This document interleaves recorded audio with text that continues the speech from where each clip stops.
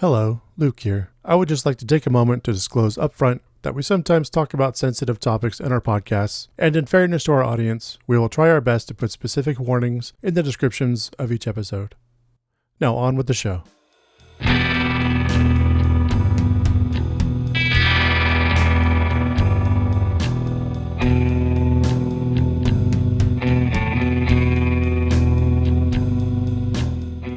She dyes her hair tangerine. I hide her in childhood memories where mom caught me jacking off to hentai.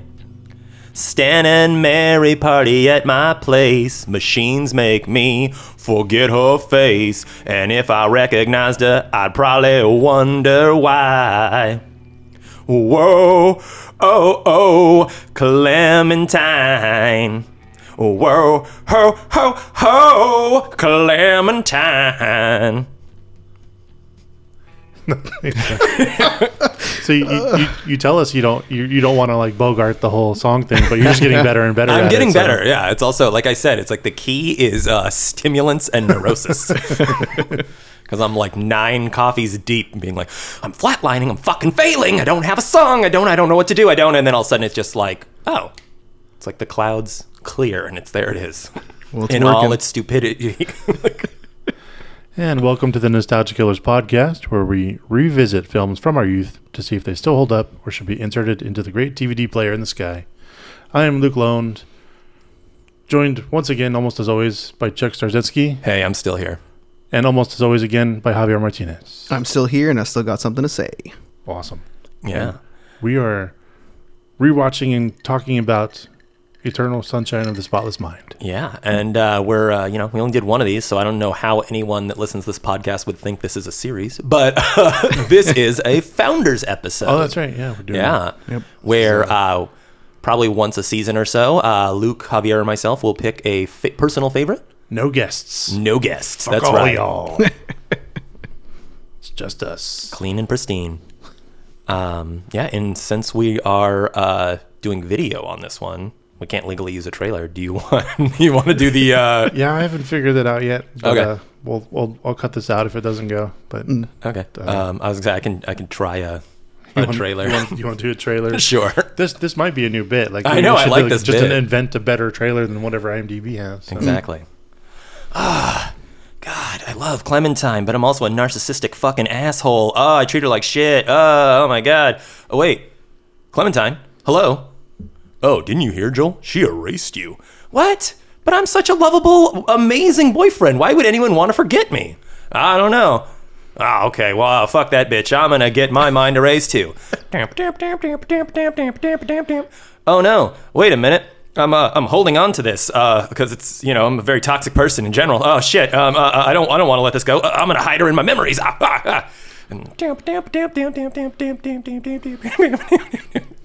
This summer, Focus Features presents Eternal Sunshine of the Spotless Mind. I don't know. That was a freewheel. I had nothing written down. That's pretty good. It was a little spoilery. Yeah, sorry.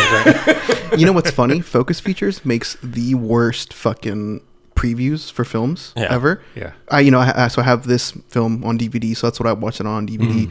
And so, I got like 10 minutes of previews before that, and just awfully cut trailers that just wrong. It like does like the wrong genre for each film. It's just really weird, and I don't know. Before they were bought, they were super indie. Yeah, like it was like they were like there was a chip on their shoulder, like big time, trying to be like the most subversive and weird. Yeah. So yeah, I know exactly what you're talking about. Yeah. Oh well, this was your Founders episode, Javi. Do you want to kick things off? It was. Sure. Yeah. So this movie came out 2004. I didn't see it until about 2008, something like that. And I remember specifically 2008 because that's when my family and I finally got like Comcast with like on demand and like all the cool little perks. And so it had the DVR recording. I think that's what it's called. And you just record movies, and watch them later. And yeah, it was one of those things that I was like recording everything. And I was like, yeah, I've heard of this movie. It's supposed to be pretty cool. Let me record it and watch it. Watched it back later. And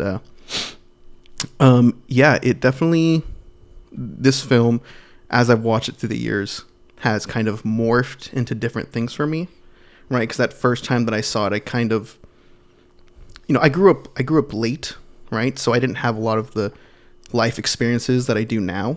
And so as I've acquired different human experiences over the years in terms of romance, friendships, loss and grief, things like that, it's become something completely different for me that I, as you guys will hear, I appreciate a lot more now. But. Right on, man. It's very cool. I was kind of surprised when you picked this one. Yeah. But I was like, wait a minute, Quentin Tarantino didn't direct Eternal Sunshine. What are we doing? Actually, according to alternative cat, no, I'm just kidding. I don't think there's one gunshot in this movie. No. I saw it in theaters 3 times.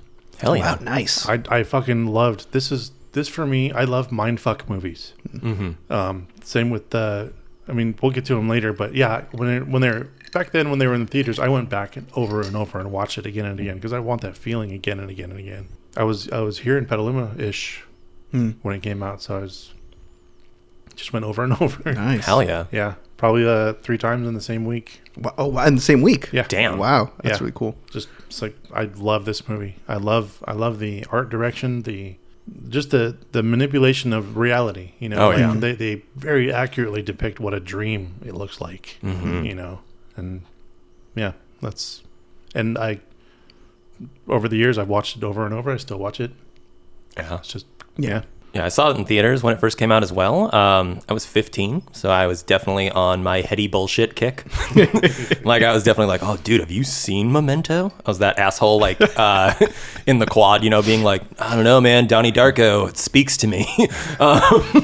So of course I absolutely loved it. For whatever reason, though, this wasn't in my heavy rotation. I think it's just because I never owned it on DVD at the time, because like I owned Requiem for a Dream and Donnie Darko and Memento and all that stuff, so it's just kind of like a constant loop. This one, for whatever reason, I think I've only seen 2 or 3 times. It's like my least watched Michel Gondry movie, and I don't know why.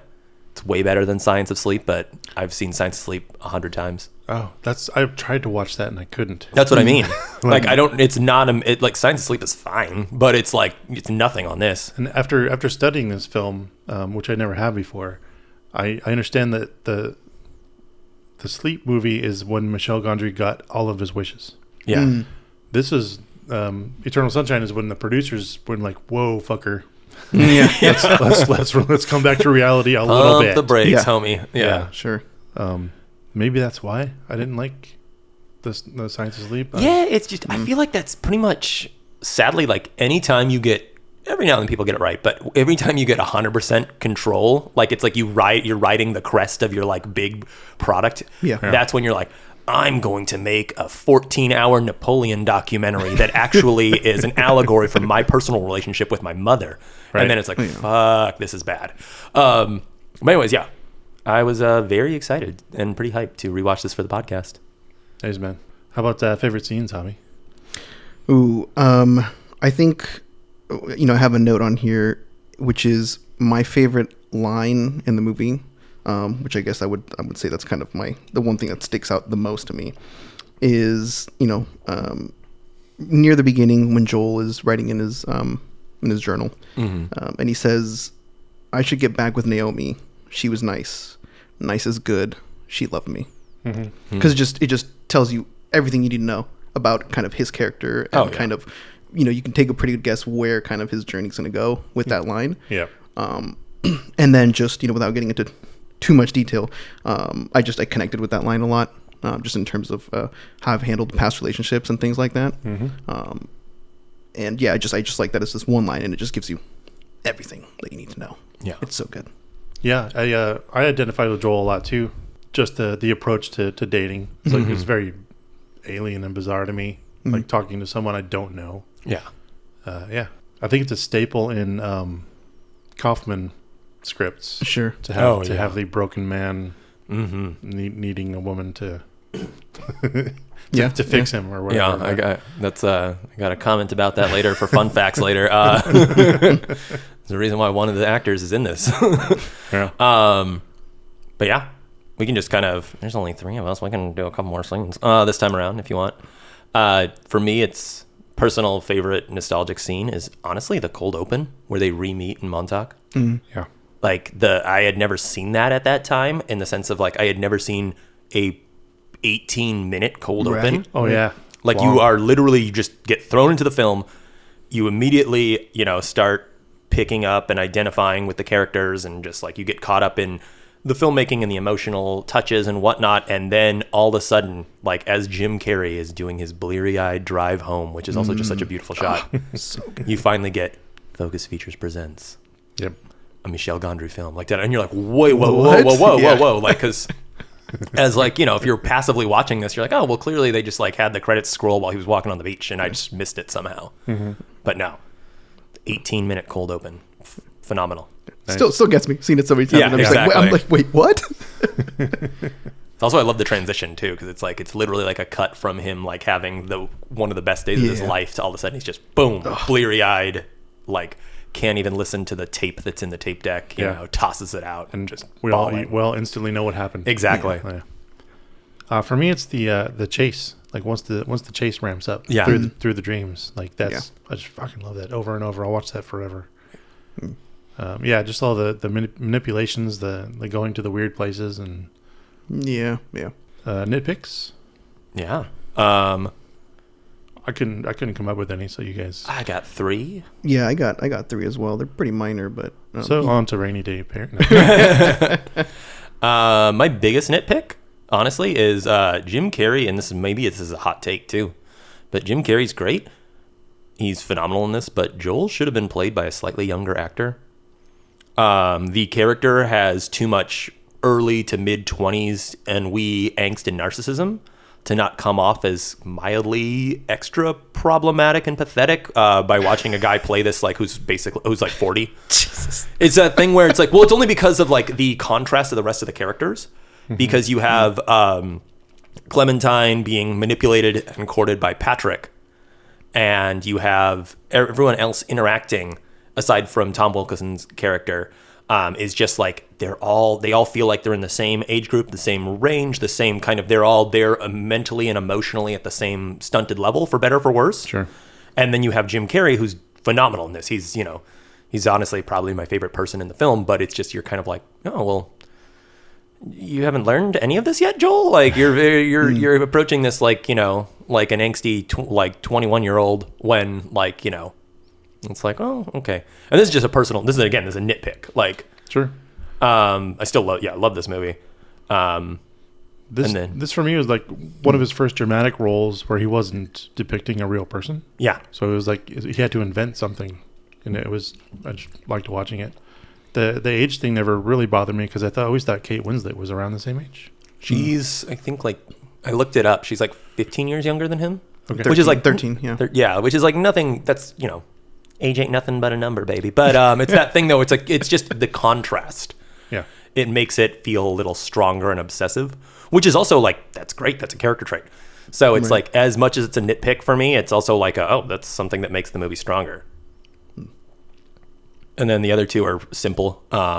My other biggest nitpick is 2004 fucking shaky cam, which, learning how this movie was made, I get it, because it's like they had to just kind of scramble with a lot of stuff. Mm-hmm. But there's so many shots that it just kind of suffered a little bit from like some Jason Bourne-ness of like, oh man, you could have put that one on a tripod. Like there's a couple here and there where it's like, they're just sitting there. I don't need to bounce. Also, my final one is just, I wish we spent more time with the real life Clementine, and we could fully see the repercussions of like the treatment and Patrick's manipulation and whatnot. Because we are mostly watching this from Joel's point of view, and we're seeing his memories and whatnot. We're seeing his idea of Clementine more than the real one. And then when we get snippets of real Clementine, Kate Winslet is phenomenal in this, and she's a great actor. Yeah. We basically just get her being like, I'm confused. She literally says that like 9 times. I'm so confused, as opposed to like, oh, it's like, dude, she's got range. Just like, let her do her thing, let her have more emotional grip on some of these scenes. I didn't really consider this until you just said that, but like, jumping forward, like a remake would have been great from her perspective. Yeah, exactly. To show, like an entire film from her point of view. Yeah. Just because there's like things where it's like, because some of her stuff is like very heavy and dark in the sense that like she's literally being gaslit by Patrick, who's like trying desperately to use Joel's playbook and whatnot. And it would just be, be interesting to see her kind of actually process that a little bit more, like have kind of more, because there's little touches of it, but they're not strong enough for me. Like I want more moments of her being like, oh, I think someone said that to me on Lake Charles once before. I think someone called me Tangerine and like touched my ear the exact way that this guy's doing. This is like, she gets little touches of it, but I just wanted more of an actual kind of like, you know, I wanted, I guess, a little bit more of a turn. Like I wanted kind of more her playing into it a little bit more, kind of being like, oh, this is heartwarming and romantic, and this guy is the best thing that's ever happened to me. And all of a sudden just kind of having these little freak out moments of like, whoa. Like, why, how did you know to call me that? Because we never even made the Tangerine connection yet. My hair's blue. Mm-hmm. Yeah. I think that would have been cool. Yeah, one of my nitpicks was that I wish it was longer.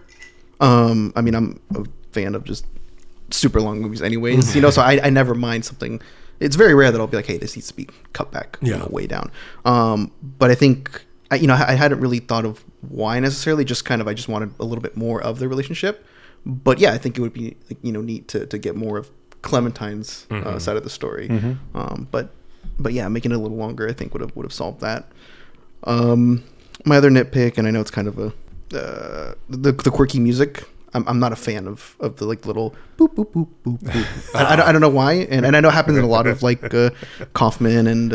I feel like it's just like Michel Gondry. Basically, I feel like that's a very Michel Gondry being like, oh no, we need the Vinzi. Yeah, I just, you know, it's fine. It doesn't ruin it, you know, for me, but I think it takes away from the heaviness. It kind of almost breaks me out of. You know, I'm watching this like, oh, this is like really good dramatic tension kind of going on, and then you got the doo doo doo doo doo. Yeah. Well, there's this great thing I learned the choice for that music, especially the opening scene with the train. Mm-hmm. Normally, that kind of music is played during the silences in order to fill it out. He chose to play it during their talking only. So if you go back and watch it, and he said, I think it was meant to evoke like a childlike innocence. And that's why it's kind of I think it's just clarinet, just like bouncing around. But yeah, I know what you mean. It stands out, and it's an obvious choice. In the filmmaking. But yeah, I can see that. Yeah. I love like you just touched on it. I love though that it drops when there's silence, because then it helps create that void between them, because they never actually do truly connect, and so it's just kind of like, oh, it's like we're talking. Look at us, we're having a great time. Da da da. Ball is dropped. Sure. And I think that enforced in me the first time watching it, when I wasn't sure what was real and what wasn't.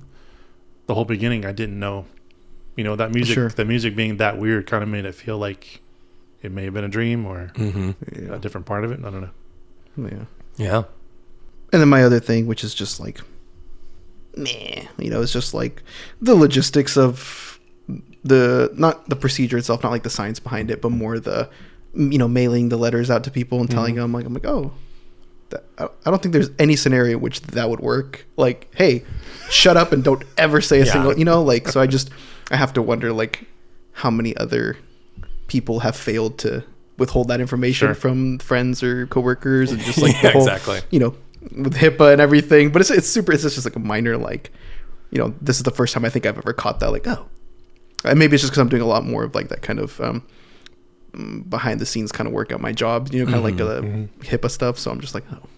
Well, that one thing was the inspiration for the entire film. Yeah. Right. Sure. Yeah. So, I know it's it's definitely a plot hole. Yeah. Again, more people would have like felt bad. Right. Yeah. Again, more than the actual like science of it. It's just like, I'm like, oh yeah, that makes sense. Yeah. Science jargon, but like.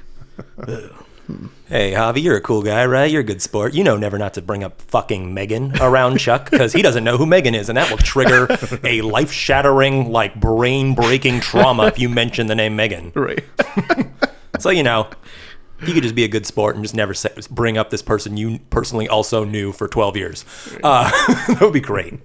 Sounds good. Random letter I got in the mail. Yeah, exactly. A company I've never heard of. Yeah. But that's it. That's all the nitpicks I had. Right on. Minor stuff, your guys' rainy day pairings. What Yeah. What would you watch with this? I got Scott Pilgrim vs. the World. Nice. Because I'm it's... not laughing at that. I'm just what? No. Oh. Please He's calling tell you me out. more. Tell me I more. know. No. fucking Maybe love it's that just movie. more of a personal connection to these movies because I am now a grown-ass adult and can process emotions and am very honest and loving and true with my partners. But He's dude. He's shaking while he's saying this. I know exactly. I'm like, now. But no, I used to identify a lot more with Scott and Joel, and I'm happy to say that I, am a healthier person, and I don't. But that being said, Scott Pilgrim vs. the World, because this movie and that movie have the same unattainable, dyed hair, manic pixie dream girl energy. Sure. Because it's like, Clementine, Ramona Flowers, different yet similar characters, so it's... That actually makes a lot more sense now. I take my laugh back. I apologize. Oh, it's all good. Hey, you're the one who said I was like, take. oh, of course, obvious. You were the one who said taken on the last episode, so you don't have any room to talk on rainy day pairings. It's like, yes, the whimsy of Paul Rubens. What do you think about Liam Neeson getting his daughter taken from him? Perfect. Rather my daughter than my bicycle. Exactly. I have Amor. Michael Haneke, 2012, about the elderly couple. You might have seen previews. I've seen. Luke's got a puzzled look on his face. I'm trying desperately to remember, and I have not seen. I'm very aware of it. I've not seen it. Oh, so good. But I mean, it's just another kind of at its core is kind of about relationships and love and like what it means to care for your significant other, or and also like what you receive in return, basically. And it just kind of it's a less kind of whimsy look at love for sure. But again, I think it gives you both those films together give you kind of all the different facets of love and relationships, and I think it's Although I think I would watch Amor first and then Sunshine. Right on. Nice. Yeah. I got Being John Malkovich. Yeah. Hell yeah. Nice. Just another. This apparently Kaufman wrote that right before he wrote this one. And there's a lot of similar themes and similar visuals, actually. Like at the end of towards the end of Malkovich, there's a chase through his subconscious, like very similar to what we see in this, and it's like, we need to. Also, I want to go retcon and like go back through all the episodes and whatnot, and do a few things. But I really want to just re-listen to some old episodes and write down every single movie that we bring up like this, because I really want to do Malkovich one day. Oh, it's on our list, man. I know it's gonna happen. I have to do it. Yeah. But I do want to. It would be cool to like fill out the lore of the Nostalgia Killers. We kind of have that in our Notion page. So yeah, it's good stuff. This movie's Cocktail. Yeah, this movie's Cocktail Just got me rolling. I know it's a sipper. It's delicious. Thank you. Tonight we are drinking the Blue Ruin in honor of Clementine and her manic panic choices. So, for a Blue Ruin, you've got 1.5 ounces of bourbon, 1/4 ounce of Blueberry Compote, which is blueberries, sugar, cinnamon, and lemon zest, 1/4 ounce of Cuarenta y Tres, and 1/4 ounce of cherry herring. Stir and strain over ice as you cling to the memories of your ex. It's got just enough fruit for me to do that. Exactly. You're like, It's like a alcoholic fruit roll-up. I love it. I was going for an alcoholic blueberry pie. It's good. I've actually never had these. I don't think I've had these flavors together. It's good. Yeah, it's like the Cuarenta y Tres is like basically, easiest way to describe it is it's got 43 flavors and yada yada in it, kind of like Dr. Pepper, but you're like, no, that tastes like vanilla. It's like, I think of it almost like a creme brulee liqueur. Okay. It's hella sweet, so it's just like a dot of it basically in a cocktail goes a long way. And then like the cherry herring has like baking spices that kind of complement the cinnamon and whatnot in the blueberry mix. There's a good amount of cherry in this. I like it. Very nice, Chuck. Thank you. All right, on to our first ad break. Ad break. So, the way things work on Patreon has changed.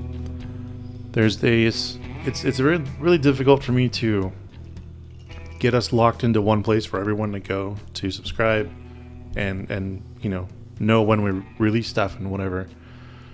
But on Patreon, you no longer have to subscribe with money in order to subscribe. Oh, that's cool. Yeah. So for news, for, I'm going to start posting every episode on Patreon as well for, the free stuff. The free part of it's going to go there. It'll get released. If you're subscribed to us on Patreon, you'll get the notifications, etc. But again, we have our $5 a month subscription, which is...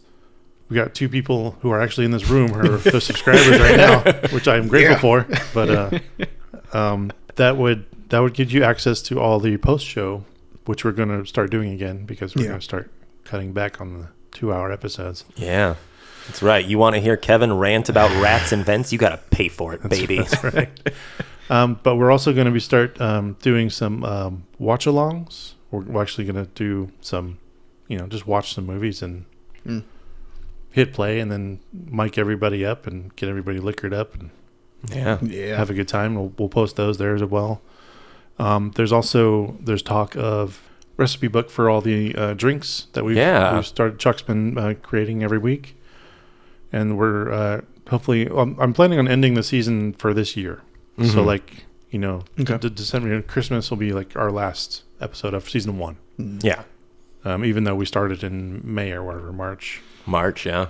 That's just to end the season, and then we can take that first season and make that book, and then hopefully by Christmas we'll have everything written and we can sell it for Christmas. That'd be awesome. There you go. That kind of deal. So beautiful stocking stuffer. Yeah, and that'll be available on Patreon. We'll be able to hopefully set it up to be print on demand, and you'll also be able to either just download a PDF if you don't want an actual physical book, but it'll be filled with art.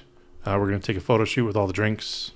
Nice. Chuck has some ideas about doing some sets and some people. So it's going to be a good time. And it should be a good, fun little book. I've always wanted to do an actual drink recipe book. Yeah, it'd be super fun. We could also throw in our half-assed research can also just be little throughout the book where it's how to make a, almost said a Ramos Fizz, a Reuben's Fizz. And then it's just as you're reading the recipe along, it'll be fun fact, Paul Rubens wrote this in a day and a half, that kind of stuff. Yeah. Yeah, I want to add a bunch of that stuff. Exactly.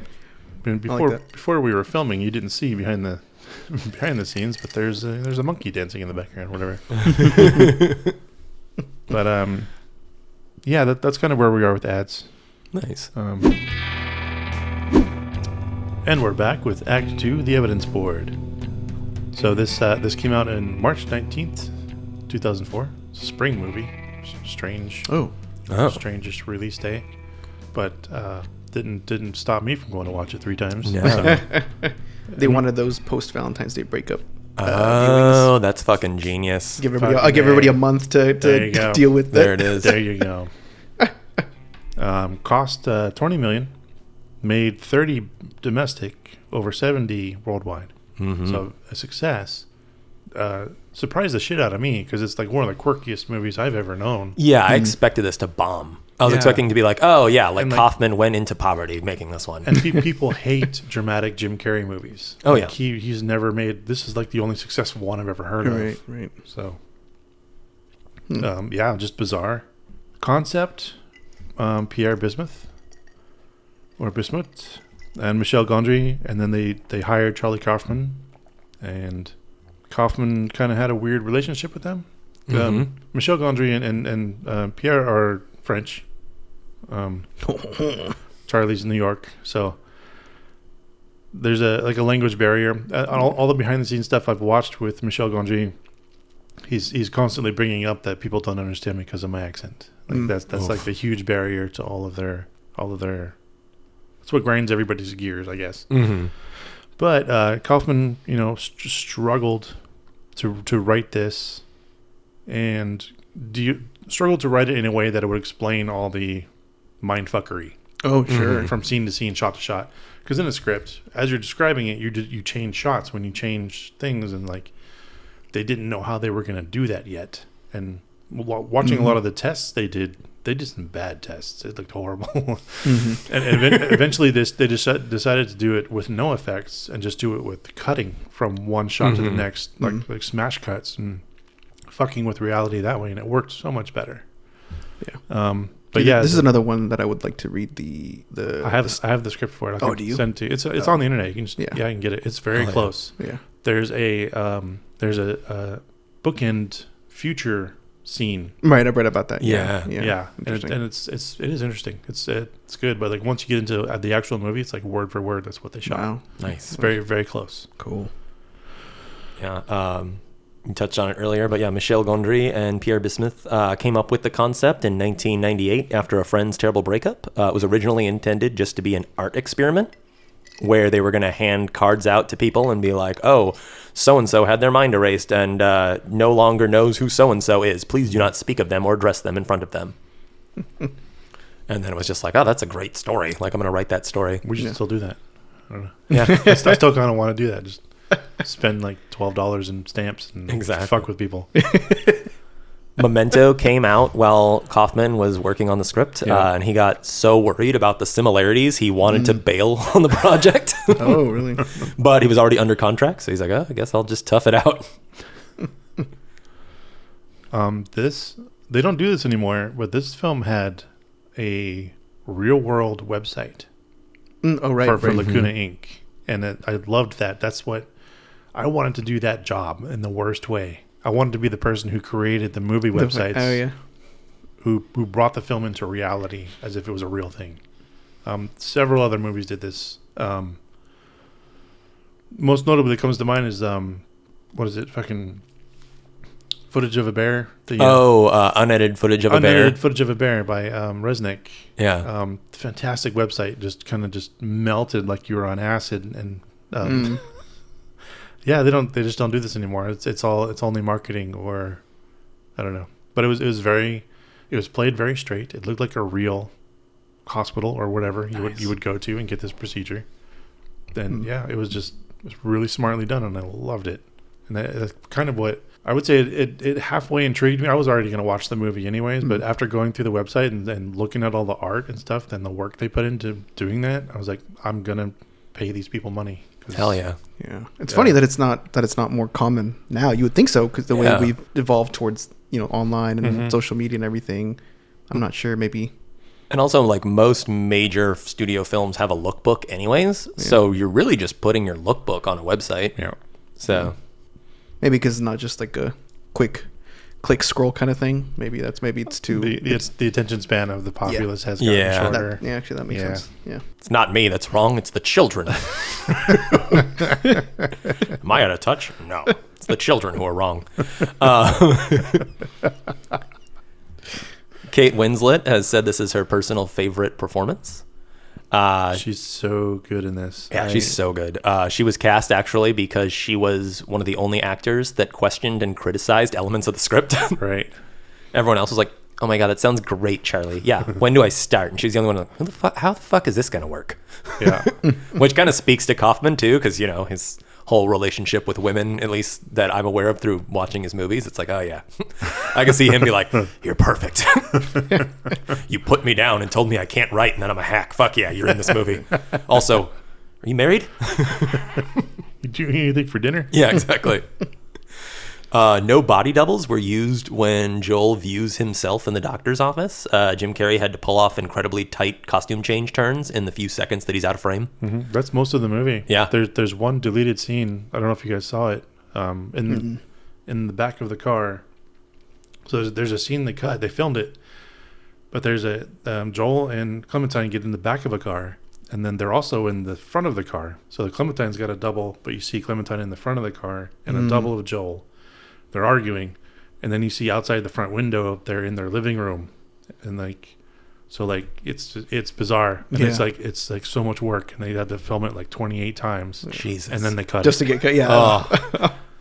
But yeah, they everything practical as much as possible. It was amazing. Like to learn that. I mean, I know there's some VFX going on, but very, very little. And I can really appreciate that. Yeah, it doesn't distract. Like there's nothing there to be like, oh, that's fake. Mm-hmm. No, it's like the few touches of CGI I'm actually happy are there because I'm like, well, yeah, I want to see the car just disintegrate. I want to see that just fall out of the sky. Mm-hmm. Jim Carrey was incredibly frustrated with Michel Gondry throughout the entire project. He was constantly given contradictory direction to the rest of the cast.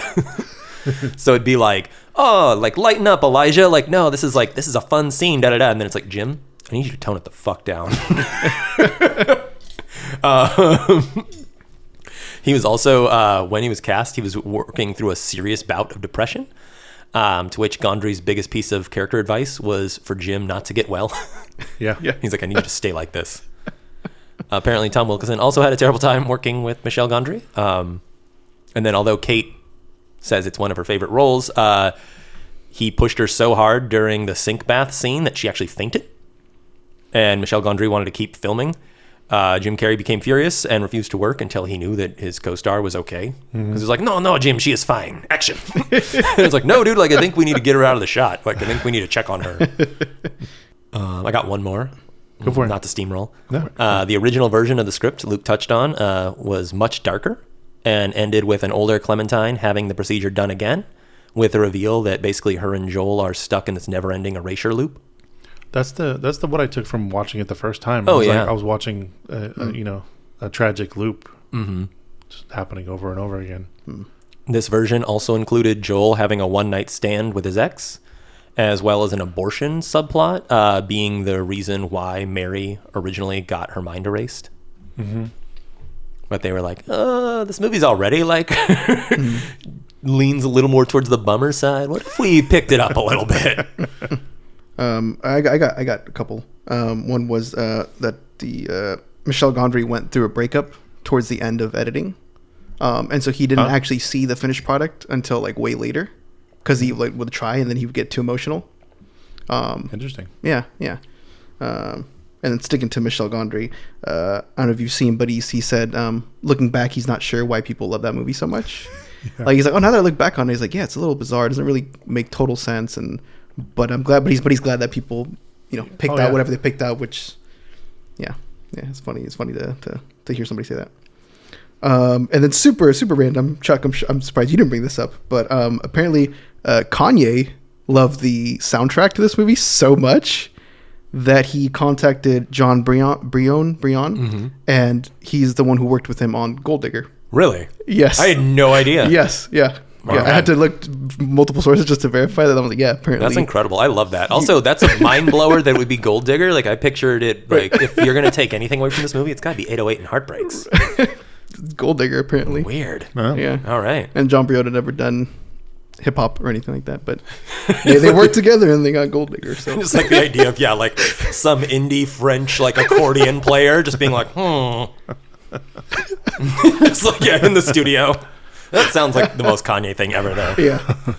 That's all I had. Right on to Usual Suspects. Oh, I got a little alt casting, if that's okay. Oh, go for it, man. Yeah. Oh. For alt casting, I love this. I want to see this version of the movie. Nicolas Cage and Bjork. I do not want to see this. We should just rename this the Nicolas Cage section, because he's been brought up in almost every movie we've done. He's been the alternate for everything. Yeah. Nicolas Cage and Bjork were Gondry's first choices for Joel and Clementine. Nick Cage was just too hot of a ticket. That's the only reason he didn't do this movie, is like he was just getting offers left and right. And then Bjork literally read the script and was like, nope, that's going to fuck me up like emotionally and mentally. I don't want to do that to myself. Yeah. She would have been great. Oh, yeah. Have you seen her Dancer in the Dark? Yeah. Yeah. She's great. Yeah. Yeah, I did read that. That's cool. And then I got one final one. Seth Rogen auditioned for the role of Patrick, but he was turned down. Which, I mean, that would be perfect. Like, Elijah Wood is amazing in this, don't get me wrong, but I could see, like, a young dirtbag Seth just killing that role. Like if he was the same character that he is in 40-Year-Old Virgin, just, like, 10 years younger. Yeah, he'd have been he'd been Freaks and Geeks. Right. Yeah, exactly. Like, yeah. Just like, yeah, like, this is the best moment of my life, right, Clem? Yeah. Just, like, lying on the ice, smoking a joint. Oh, jeez. Usual Suspects. The very big and obvious one is Tom Wilkinson. He's in Rush Hour. One that kind of flew under most people's radars, David Cross. Yeah. David Cross is in this one. He's you recognize him, right? Oh yeah, I had him for my And he's in Ghost World, and very much the same vein. He's just a very bit character. Yeah, he's playing kind of the same guy. Yeah, that's right. Which almost makes me wonder, because, like, I don't know. I don't know if I can't speak to David Cross's character, but it makes me wonder. It's like, is he just an asshole? Like, is that just who he is? Is he just this character? I think he was a creep in Ghost World, and this one he was a married creep. He exactly. Was just an asshole, That's what I mean. Like, just an apathetic jerk. Yeah. Fucking great though. I'll keep it up. And then I've got Elijah Wood, who was in Back to the Future 2 in a very brief moment, and everyone in Back to the Future 2 is in Back to the Future 1. So that's their connection. Nice. Do you remember him in Back to the Future? I don't. I was trying to think of gears turning. So when Marty goes into the diner and the kids are playing the shoot you're right. He's one of the little kid. That's right. Yeah, it's one of his first movies. That's right. Yep. You got to use your hands. That's right. That's a baby's game. Nice. That's all I got. Do you get anything? I mean, I've got a very obvious one that I'm surprised you didn't say. And I don't mean that in a dickish way. And that's mine. The one you're about to say, I'm sure. So Charlie Kaufman wrote Confessions of a Dangerous Mind. Right. Oh yeah. Yeah. I tend to go for the actors. Oh yeah, unless I need to reach. But yeah, you're right. That was just one of the ones that I was like, oh yeah, we're gonna do a lot of Kaufman on this podcast. Yeah. Exactly. Yeah, that's a good one. But yeah, he actually, he started writing this, put it down, and then wrote Confessions. Came back to it. Yeah, that's all I got. Right on. that's all I had. So. Short and sweet. Love it. Yeah. Just like this drink. And we'll go ahead and take our second ad break. Subscribe to us on Patreon, fuckers. Yeah. It's only $5 a month. Exactly. Or you can pay. We have some new tiers. We have the. I'll probably lower the price, but like the $100 a month. I was confused. Patreon, they have this new thing where you can sell digital products, but you can't sell one-time prizes like I thought they were going to do. Oh, so it's not the one-time So thing. so it's still a subscription thing, but you only have to subscribe for the 1 month. And you pay the $100. You get to choose our next movie, and there's two different tiers. There's Team Javier and Team Chuck. That's right. I don't even remember what the fight's about, but you can choose which one you want to. You know what? Let's I thought let's it'd pick be fun. some scabs today. Yeah, I thought it'd be fun to leave it out there. And then we've got the $1,000 sponsor episode, where you not only get to choose the movie, but you get to have your name, business, project, whatever, talked about by us during the episode, during the ad breaks. We'll basically just become shills for you. Yeah. So I should probably change the title of the tier to we'll be your shill. Exactly. Yeah. I mean, we'll really shill it. Yeah. Like we can be, I like the name The Nostalgia Killers, but we can be God Dave. damn it. No. Dave and Buster's movie classics. It's like a fucking football stadium. Exactly. Change our name to AT&T podcast. Applebee's Anytizers, films of the past. Formerly known as Nostalgia Killers. It's a really good cocktail. I know. I felt it like in my first sip. Oh, I told you, I was like, this is a sipper, not a swallower. This one's like, It's great. yeah, it's more like in the vein of like an old fashioned or something, where you're supposed to swirl the glass, let the ice melt, talk about war, like that kind of thing. No, it's like an old refill. Now. Exactly. I just meant like an old man drink where they they get one shot of scotch that they drink over the course of 9 hours. All right, and we're back with Act 3, the award categories. And we'll start off with my new band name. I'm giving you 3, Chuck. Okay. 3. I have a So lot. your best 3. Well, Best 3. We're going to do a post show. So the idea of the post show is that we talk about the things we didn't get to discuss. Mm-hmm. So we're just trying to keep the top script short, and then we'll have stuff to talk about later. Okay. We'll be able to go through your 90 band names. I know, I got 3. No, my wife hates this fucking bit. She's like, dude, just stop. She's like, you don't have to do this every time, just stop. So I will do 3 in honor of my lovely wife and my lovely friend Luke. All right, personal favorites. So I've got Personality Paste. They're a jam band. One of my favorite lines that Clementine says is when they're first re-meeting on the train, she says, I apply my personality in a paste, because she's talking about how she changes her hair. Right. Yeah. I've got... God, it's so hard. Oh, I've got Pope Like a Dope. They're a political punk band. It's when Mary confuses her attribution for her quote. She says it's Pope Andrews instead of... Pope Alexander. Pope Alexander instead of Alexander Pope. And then she says, oh, man, I feel like such a dope. Like, I'm so sorry. So Pope Like a Dope. And then my final one is... He's scrolling a lot, people. I am, yeah. My final one is Girl, Not a Concept. They're a riot girl punk band. The exact quote is, "Too many guys think I'm a concept, or I complete them, or I'm going to make them alive, but I'm just a fucked up girl who's looking for her own peace of mind. Don't assign me yours." Which is, I'm glad that line is in the movie. Yeah. Because it is one of the few things that keeps Clementine from being the quintessential manic pixie dream girl. Yeah. She still is, but it's like at least there's like, she's got at least one little, she's got one nugget of like, look at me, I'm a person. Yeah. And I think that's very important, because that's the one part in the real world, you know, in the present time. Exactly. And it's like, the only other time we see her is the imaginative version of her. And it's like, yeah, that's a very much calling out that trope that had sparked up over the 10 years, you know, in the run up to this movie. It's like, fuck yeah. It's like, just cut that shit. I got Montauk in February. Pretty self-explanatory. I don't know what genre. Chuck can help me out with this one. Sounds like some shoegaze bullshit if I ever heard it. Yeah. Sounds like some fucking like Deftones with Chino screaming a lot less. That's what that sounds like. I have an all-girl punk band, Vindictive Little Bitch. Hell yeah, I had that too. Yeah, nice. And then you took my other two, but kind of flipped them around. So I had Pope Alexander. I just kept it as the way she said it. And I had Concept Girl. Nice. But Concept Girl's way better. Yeah. I have I don't know what genre this is. It's probably just a like a jam poet. But don't call me Antoine. Hell yeah. My name is Wally. Nice. Yeah. That's all I got. That's just like my favorite line from the movie. Yeah. I mean, nice. The whole scene of them stealing the drive-in movie and like narrating it themselves. It's like brilliant. Mystery sciencing it. Yeah. Yeah. Loved it. It's a fun scene. All right. Updated movie title for 2023. Yeah. I've got two. I've got What It Would Be. If it came out now, it would just be something stupid like, Do I Know You? Like, it would just be short and sweet like that. I was going to be cynical, but I didn't. But what I would name it, if I was going to rename it, is I would call it The World Forgetting by The World Forgot. Oh, nice. It's the couplet right before the Eternal Sunshine couplet. Yeah. I hate you. That was good. I like that one a lot. Yeah.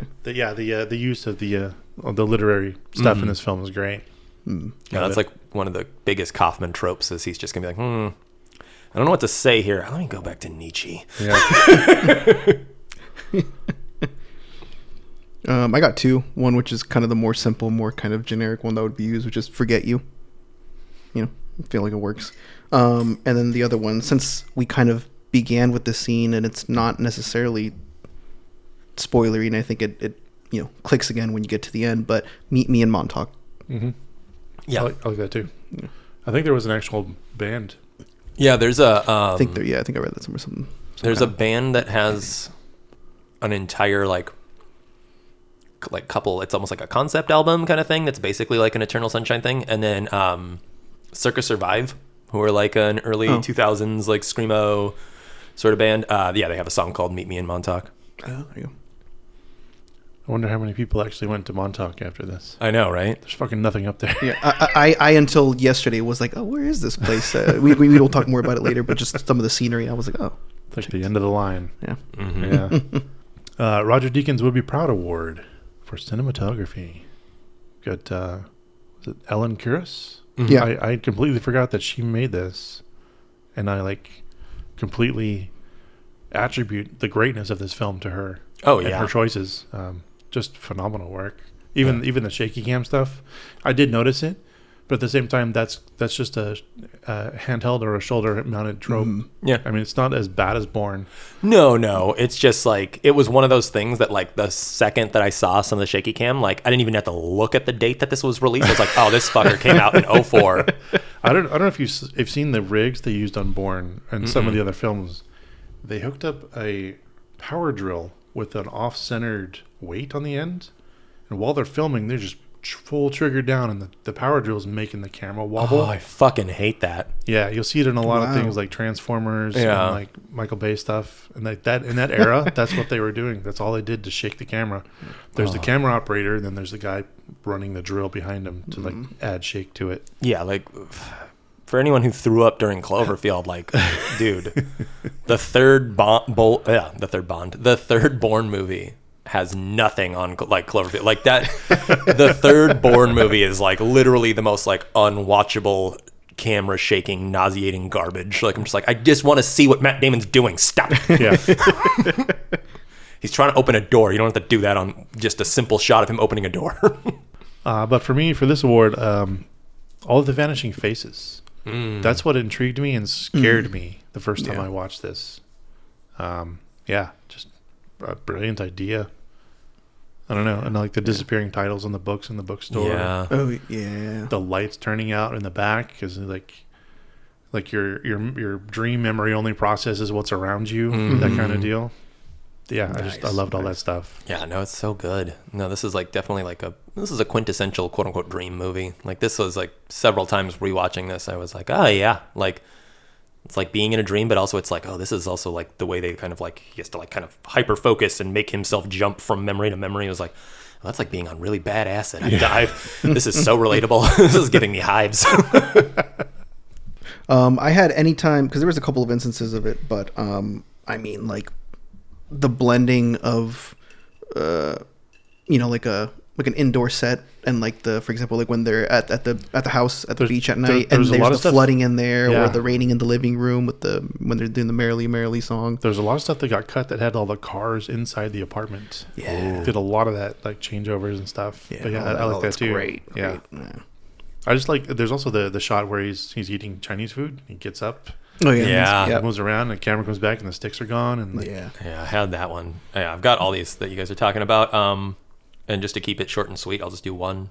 For me, it's just the plonge shot of Joel and Clementine inches away from the fracture on Lake Charles. Yeah. Oh, it's just such a beautiful like. It's like looking at a classic painting and being to interpret exactly what the artist is going for and all that. It's just you literally have this couple inches away from this massive, dangerous crack on a frozen lake, representing the fleeting fragility of their relationship. It's just, it's the movie in a shot. Seconds after she says, "Oh, it's not going to crack." Yeah, exactly. And it's also like seconds after he says, "Oh, this is one of the best moments of my entire life." Yeah. It's like, oh, well, it's not going to last, bud, because you guys got to get up here in a second. Did either of you guys watch the behind the scenes of what Michel Gondry wanted to do with that? No. He wanted to put the car under the ice and drag it underneath them, behind them while they're laying on it. Oh, God. And in order to do this, they would have had to put the car in the water before it froze. What? And then rig it up with lights and batteries in order to pull it, and he would get one take. Jesus. What? I'm just trying to think of what. The insanity of Michel Gondry. Yeah, and also, like, sounds like a cool shot, but like, what is it's like, what is that achieving? Like, other than just like, oh, cool, look, there's a car under the water. Yeah. No, it's funny. I was reading this article, real quick, just about Ellen Kuras, yeah, and just her experience working on it, and it didn't sound like it was a total nightmare for her because she enjoyed it, but she definitely described it like as very challenging, and Michelle would bring up all these ideas, and she'd be like, "What the fuck are you talking about?" I wanted to use all the natural lighting, everything. She's like, "It's night, we can't do that. What are you talking about?" Yeah, what natural light, asshole? But she made it work, and so good, so good. Yeah, they also had to like literally just build essentially a 360-degree rig just to get coverage because he's like, no, we're gonna like do this and this, and it's like, okay, but like, are we gonna do a reverse shot so we can? No, we're not gonna do a reverse shot. I was like, okay, well, are we gonna spend 9 days shooting this one scene then? And I think that explains a lot of the flashlight shots. Yeah, which are great. I love those. I love them too, man. Yeah. They fit. Nobody else does that, so they kind of like claimed that. Yeah, that visual technique. Yeah, it's great. Chuck, you got any more? If you want to stick on it, we can stick on it. Obviously, the forced perspective shots of tiny Joel in the kitchen with large Clementine are just phenomenal, and it's literally shot the exact same way that Peter Jackson did all the Hobbit stuff with Gandalf. Like it's just, like rotating sets, and the fucking fridge is literally like 9 feet tall, and it's great. Right on. The Channing Tatum in a Dog Collar Award. Brought it up earlier, but I had David Cross. Okay. Yeah, I had David Cross as well. Yeah, I forgot he was in this. I put the Hulk. Oh, Mark Ruffalo. Mark Ruffalo. Yeah. Holy, what a transformation! From one age to the other. Yeah. He's so good in this too. That was also like, not to like, again, this is probably one of Jim Carrey's best roles, but if you were going to recast Joel, give it to Mark Ruffalo. He's so good. He's also like age appropriate. He's age appropriate. He's doing all the things. He's wonderful. But no, I had to give it to David Cross, and I'm gonna sneak a band name in here. I'm sorry, but my favorite David Cross scene. Well, it's basically I won't say the band name. Cut the mic. But my favorite David Cross scene is Joel like pouring his heart and soul out in the apartment, and David Cross is just fucking wailing with a hammer, like, and you don't know what he's doing. Yeah. And his partner calls him out, just like, dude, what the fuck? Like, Carrie's like, what the fuck are you doing, Robert? And he's like, I'm building a birdhouse. What does it look like? But just like how checked out he is so fucking great. Yeah, I love the shot too. You don't see nothing but his face and the cigarette in the birdhouse. He's like behind a fridge. Yeah. Exactly. Like, shot in a real house. I love it. That's also something that I loved about this movie is everyone feels like real people. Like, I hate it when you watch, like, a really gorgeous movie and you're like, this fucker lives just in an Airbnb. Like, where it's just this weird, Art Deco house with, like, cool angles and this and that. And you're like, okay, it looks cool on camera, but, like, no one lives in this fucking house. Mm-hmm. Everything you see in this film is like, oh, yeah, like, nope, that guy drives a Honda, like, Civic. Yeah. And, like, Joel has a scratched-up-ass Corolla. And, yeah, like, everyone just feels real. Mm-hmm. It's a very New York movie too. Exactly. They did a great job. Oh, it's a sailboat award. I mean, I've got 2, unless anyone wants to jump in. Yeah, I struggled to like nail one down. I mean, I've got one, but go ahead. Yeah, for my Jerry Springer final thought, which might rename. I mean, we could rename it that too. But memories may fade, but emotions never die. We can move on. We can choose to forget, but attraction is often biological more than it is logical. I love the Jerry Springer angle. And it's very good. It's very easy to write that in that way. We should change that to Jerry Springer. Well, we got to do Mallrats and then we can change the award. Okay. Sounds good. I put down just be careful acting on impulse and revenge. Yeah. I have sadness or longing is an indicator or amplification of our capacity to love. Fucking college boy. A lot of $10 words in there. Yeah. No, it's the first thing that popped into my head as soon as the movie came on. I swear. My other one is it's better to remember and grow from a bad relationship than to just block it out entirely. Yeah. Yeah. Hans Gruber Deathfall Award. Not a lot of here. I have one. I've got one too. Okay. Esoteric. Yeah, same. You want to try to out esoteric me? No, I'm sure it's the same thing. It's the memory of Clementine finally slipping through Joel's arms at the beach house. Oh, it's not the same thing. Oh. But yeah, I like that idea. I got the downfall of Lacuna. Oh, yeah. Because Kirsten Dunst's character is going to correct everything. And it's just going to end, try to fix everything and stop the horrible shit from happening. Yeah, I had Patrick, in that, he still couldn't get the girl. He has everything he needs based, more or less at the palm of his hands. Yeah. And, she still ends up, going to what she longs for. Oh, what a scummy bastard. Yeah, I forgot. Yeah, I was like, dude, what a tool. He even had the fucking little... Yeah. Fucking unethical panty thief. Controversial hot take. I kind of touched on mine when I was doing my recounting of the trailer. And, I just want to pump the brakes and first and foremost say I do like this movie. But these people should not get back together. They're both toxic as fuck in their own right and have a ton of emotional growing up to do. The last thing they need to do is be perpetuating a very doomed relationship. Mm-hmm.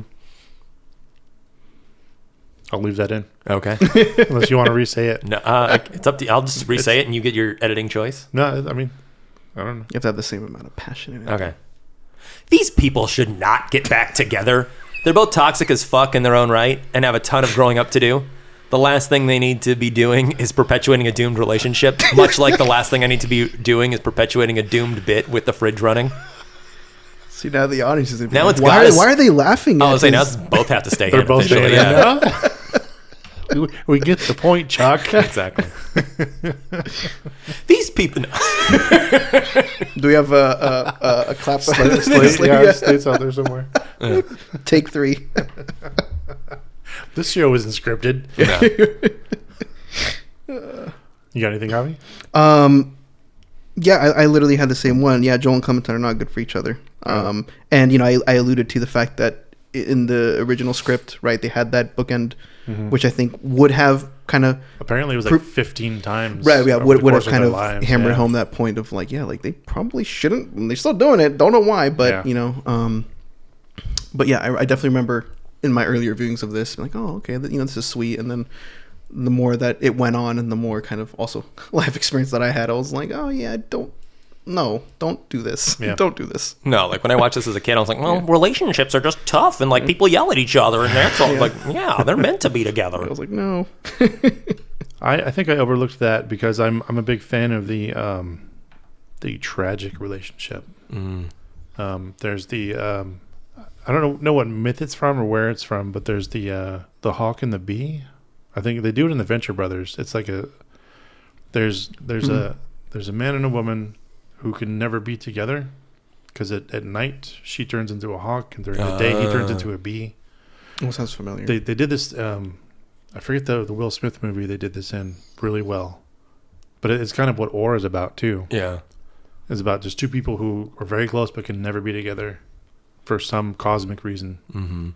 It also has like a little bit of like. You're talking about Hancock. Hancock, yes. Yeah, that's right. Charlie's, yeah. Yeah, I was gonna say it also has like a little bit of like a hedgehog's dilemma touch too, where it's like you can never become really close to anyone because you can't fucking put your barbs down ever. Yeah. But my hot take, I was considering not sharing it since you guys actually put thought into it and came up with them. But I did genuinely have this while I was watching the movie. I don't know why, but I'm alone in this thought. I think most people will disagree with me, but I like the movie Waterworld. That is the hottest take I've heard in ever. You know what I mean? Possibly in existence, yeah. Like it's like it has nothing to do with this movie. And I don't know why the thought came in my head, but I saw a picture of Kevin Costner maybe somewhere. And I was like, I want to watch that movie now because I fucking love Waterworld. And I thought I'd get a laugh out of you guys. Yeah, I was going to say that's, the hottest non sequitur take I think I've ever I don't have anything bad to say about this movie. Like, there's nothing stands out to me as like, nah. So, well, I just want to take all that heat for liking Waterworld. There you go. Moving forward, anytime I watch this fucking movie, in the back of my mind, I'm like, yeah, I should go watch Waterworld. Yeah. I don't know why, but I want to watch Waterworld. There's nothing wrong with it. I don't know what people are complaining about. I haven't seen it in ages, so. And it's also, I know what it is. It's Jim Carrey and the Cable Guy. At the end, he's like, I love Waterworld. I don't know what everyone's complaining about. That's why I thought of it. Should have been your rainy day pairing. Who says it won't be? I could have been lying. No, I think my rainy day pairing for Waterworld would be something different. Maybe Jurassic Park. I don't know. Time for another Spider-Man award. We kind of touched on it earlier. I'd like to see a version through Clementine's eyes. Hell yes. I'm, as we've been talking, I've been thinking about that more and more. That's what's needed. Yeah. Get Kaufman the fuck out of there. Exactly. Get maybe Greta Gerwig. I was about to say Greta Gerwig would be to perfect. write something and direct. Oh yeah, she would do phenomenal. Yeah. And I think it'll be right up her alley. She doesn't want to do any more commercial stuff. But she's got the clout to do whatever she wants now. Yeah, I was gonna say I'm very excited for Greta Gerwig. I'm also like, is she gonna do that thing? Because she's rolling off the Barbie high. Is she gonna make her 9-hour Napoleon documentary? You know what I mean? Like where it's like, did that come out already? No, okay, no, it comes out next week.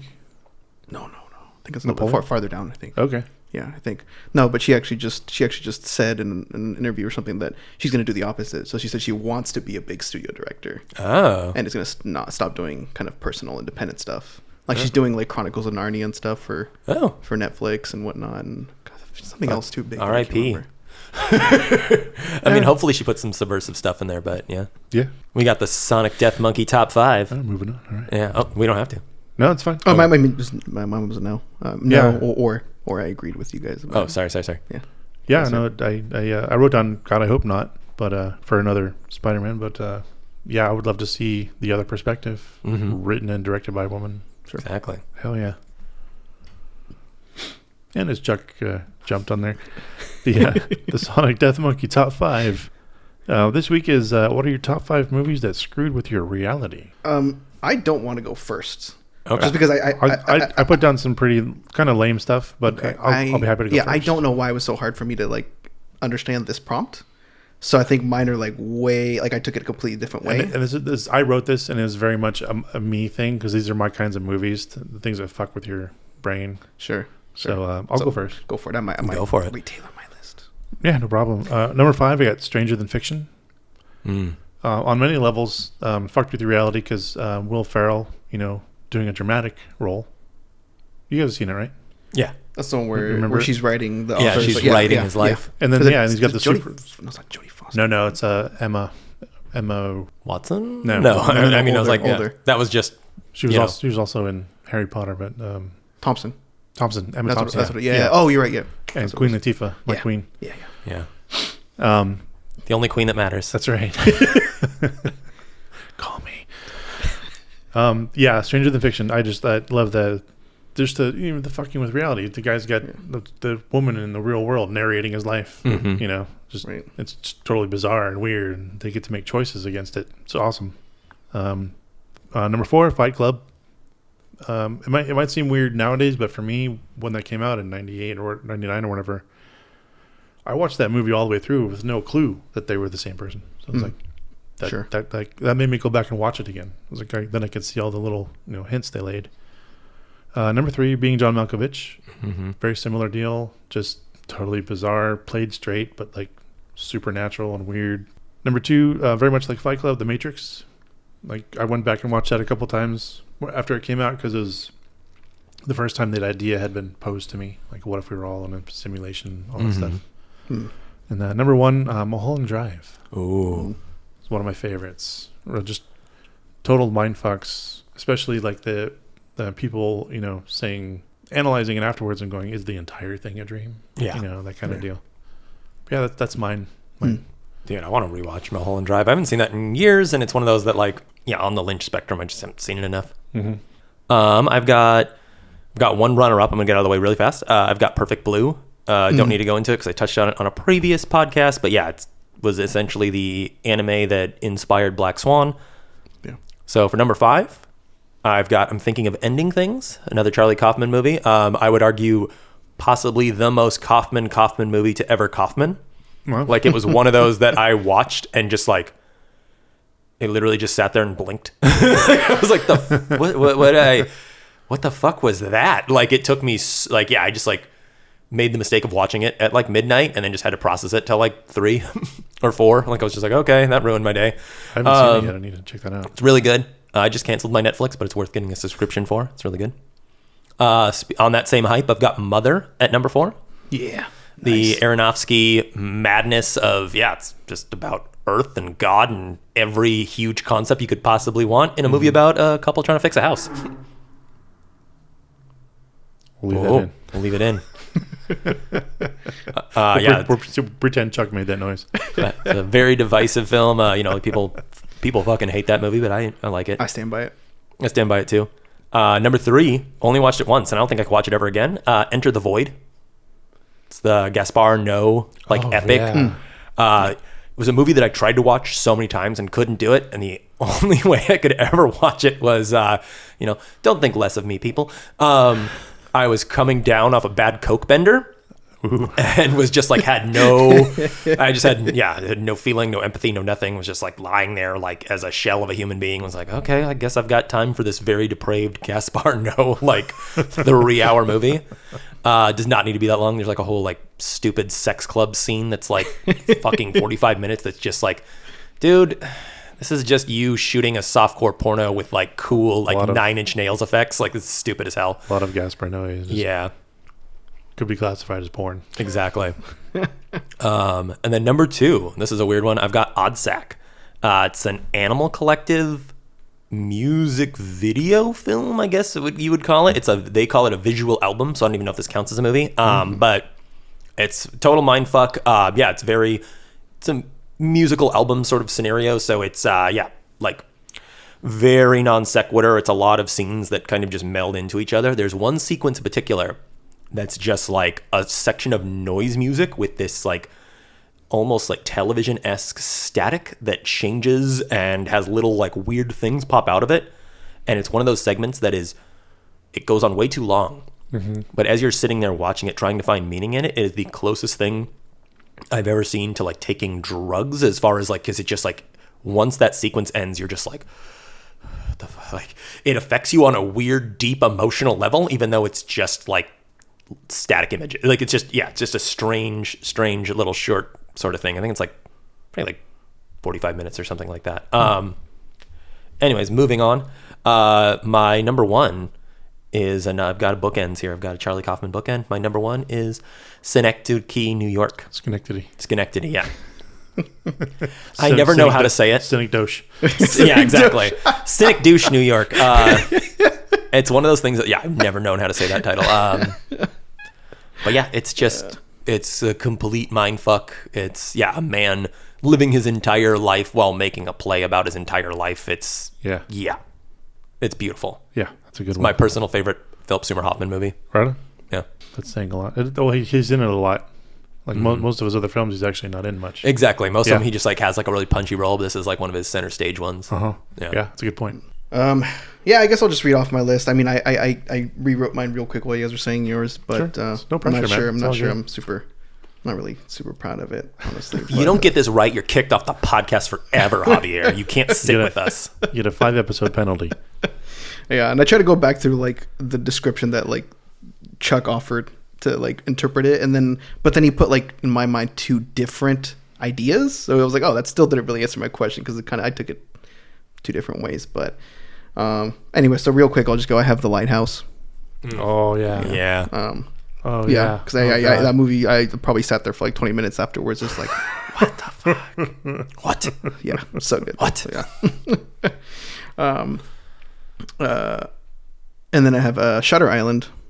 A lot of people fucking hate that movie. I still to this day don't fucking understand why. Like Waterworld. Like Waterworld, I love Shutter Island. Oh, thank you. Thank God. I like Shutter Island. I think it's just, it's one of those movies that when it came out, people, because it's Scorsese and DiCaprio, people put it on this fucking untouchable pedestal. And then when it came out, it wasn't whatever they wanted it to be. Yeah. That's why. I think like, yeah, if you had never seen it upon release and you were just like stumbled upon it, yeah, it's a great fucking movie. It's just, I think that's what it is everyone was like, oh, it's Scorsese, it's going to be this. And then it's like, what? He gave us that? Ugh. Yeah. I know you just said it, but I had to put Mother on there. Hell yeah. Like, I couldn't not put that on there. And then I got Ex Machina. Nice. Yeah. Another one that just... That's a good brain teaser. Yeah. Brain fuck, yeah. I almost put Men on my list. Have you seen that yet? I haven't. I'm so mad that I haven't. But I know you talked about it a while back. That's one of those like... Yeah, it's the definition of this list. Yeah. That's also Alex Garland, right? Yeah, nice. And I'm going to be this fucking guy, and I got 2001: A Space Odyssey. Ooh. No, it's fair. It's like one of those things of like, when people are like mad that you like the Beatles, and it's like, well, I don't know, dude, they're the fucking Beatles. Like, how do you not like the Beatles? I don't like the Beatles. I know, but I mean, like, you know, when people call you out for being like a basic bitch about it, it's like, no, dude, they're like, fuck, yeah, it's stood the test of time. 2001's great. Yeah. I'm trying to think. I mean, almost any Kubrick film has that in it. Right. Yeah, I was trying to think of which one, and I was like, put that one in there. Most mindfucky one. Yeah, very cool, man. Who won Eternal Sunshine? I'd say it's the duo of Jim Carrey and Kate Winslet. They played it so well together, and I think, you know, the direction that Michel Gondry gave with, you know, like we talked about with Jim Carrey. Hey, you play it this way. Everybody else play it this way. I think that really just, Yeah, they did really well. They carried the film. I mean, they had to. Yeah, I like giving it to the duo. But if I had to pick one, I would just give it to Carrey because it's his personally, I think it's his best serious role. Yeah. But that undersells Kate Winslet. She's fucking amazing in this. So yeah. Have either of you seen The Mystic? I have not. That's on that list of like came out at a time when I was very anti-serious Jim Carrey, so I have not seen it. Most people are. That's another one I really like and I recommend. Man, I would totally watch it now that I'm like, you know, distance myself from that. I think it's either on Tubi or Peacock for free, and I just watched it last week again. It's like I think it holds up. It's like 1950s Hollywood, and like Blacklist deals with the Blacklist, World War II, that kind of stuff, and it's shot up here. Oh, really? So another great Fort Bragg. I was going to say, is it shot at the Mystic Theater? No.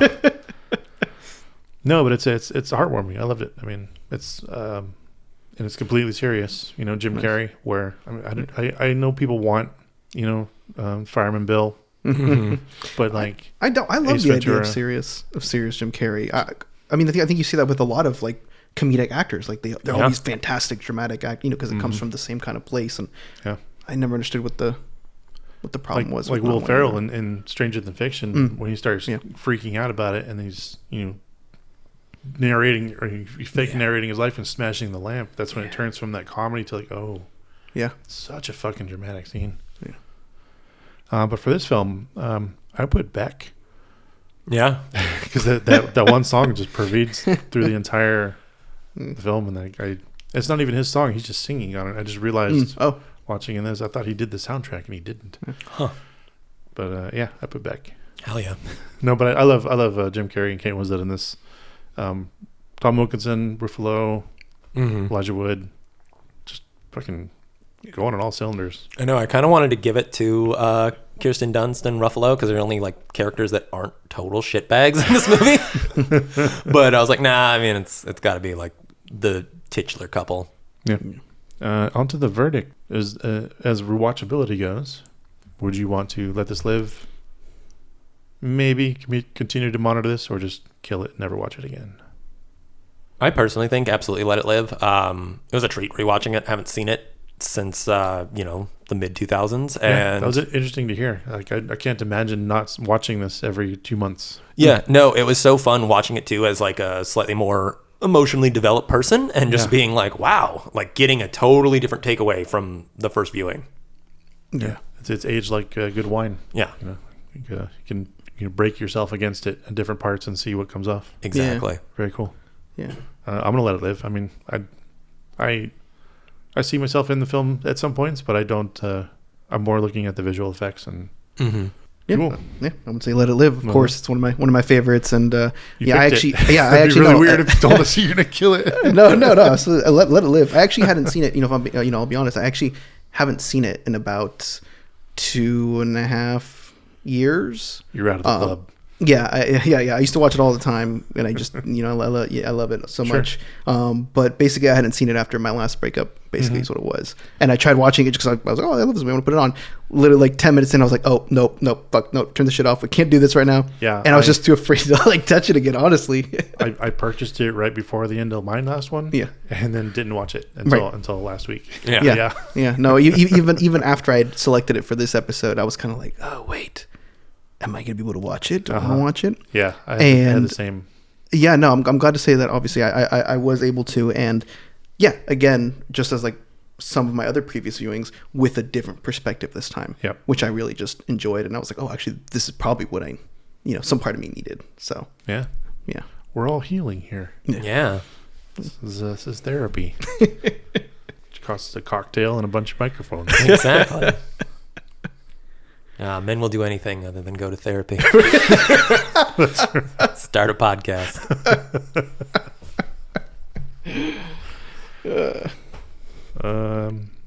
Very cool. On to the epilogue. Guest pluggables. Haven't seen any the films. Yeah, we're not plugging that right now. Okay. We're not. We're shutting our dirty mouth, Luke. We're not plugging that for the moment. Okay. Just same as everybody else. Check us out, please. Nostalgia Killers. Luke, you'll talk about Patreon in a sec, right? Yeah, I mean, yeah. It's I think it's just patreon.com/the Nostalgia Killers, and we have it's free now to join. It's free to get in the club, in the door. But there's some things we try to hold back for like $5 a month. Would really help us out. There's some extravagant things. If you're like super flush and super rich at the moment, for like $100 for a tier, you get to pick the next movie that we do. I'm not entirely sure how that works out, but maybe once we see that green, we'll get motivated. That's right. And then there's also the $1,000 tier for a sponsorship for your business. We have tens of listeners who will hear your business name as we talk about it throughout the podcast. Yeah. That's right. It'll be every award will just be, so who won the O'Reilly auto body? Yeah, the Sherwin-Williams Award for Best Cinematography. Yeah. But no. All jokes aside, yeah, thanks for listening if you do. Also, if you are a listener, subscriber, whatnot, yeah, just tell your friends. Not to toot our own horns, but I listen to quite a few movie podcasts. I think we have a pretty solid one. Mm-hmm. So yeah. I'm gonna give a quick shout out to my sister Addie, who has actually listened to every single episode. Oh, thank you, Addie. Actually, that just reminds me. Yes, thank you, Addie. Yeah. Great. Thank you for posting, Addie, on Instagram. Yeah, exactly. Yeah. It's great to see that just pop up in the feed. Yeah. But I actually put down another tier. I forgot. I talked to you guys about it. I forgot to mention it today. An executive producer for $15 a month. We will read out your name and a short dedication. Yeah. For each episode that you're subscribed to that.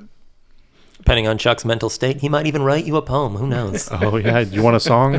Do you want your own? Do you want to get worked into a version of Video Killed the Radio Star? Do you want the lowest form of flattery? Parody? Addie, I hope you heard that. This first one's free. Next one's going to cost you. That's right. Addie's family. Well, no. Next one's going to cost. Next one's going to cost. Yeah. Actually, this one's going to cost. Yeah, exactly. Send her a bill, right? Surprise. Thanks for your support. Like when they just drop bread at your table and you crush it, and then you're like, $10 for bread? And if you are listening still, thank you for listening all the way to the end. We do this for fun.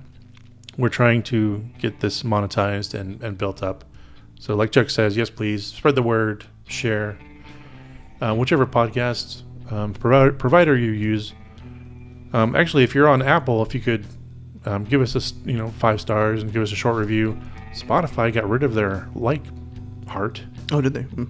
Weird. So you can't even go on Spotify and like give a like. So I can't really tell people to do that. Absolutely nobody listens to us on Google except me. So, but yeah, please support us any way you can. If you know anyone who might like our podcast, share it. We will be introducing some fun celebrities. Yeah, we got a whole slew of guests coming up this, rounding out the year here. So keep listening. Stay tuned. Yeah. And I have been Luc Londe. I have been Chuck Starzenski. I have been Javier Martinez. And we have been the Nostalgia Killers. Bang, bang.